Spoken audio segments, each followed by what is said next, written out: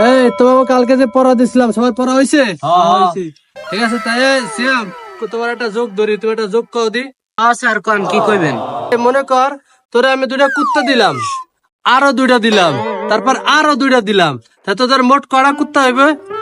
7টা করতে হইবে। মাথায় কি গোবর, কিচ্ছু বোঝস না। আবার তোকে এক্সাম্পল দিয়ে বোঝাই, ঠিক আছে? মনে কর তোরা 2টা লিচু দিলাম, লগে আরো 2টা লিচু দিলাম, তারপর আরো 2টা লিচু দিলাম, তাহলে তোদের কয়টা লিচু হইবে? কে স্যার 6টা হইছে? এইবার বুঝছস তাইলে। এবার এবার আবার প্রশ্নের আমার উত্তর দে। তুই মনে কর তোরে 2টা কুত্তা দিছি, লগে আরো 2টা কুত্তা দিছি, তারপর আরো 2টা কুত্তা দিছি, তাহলে এবার মোট তোদের কটা কুত্তা হইলো? স্যার 7টাই তো হইলো। দাঁড় পাগলের জাত, লেচু 6টা হইলে কুত্তা 7টা হয় কেমনে? আর আমার বাড়িতে তো আরেকটা কুত্তা আছে, এটা মিলাই তো 7টাই হয়।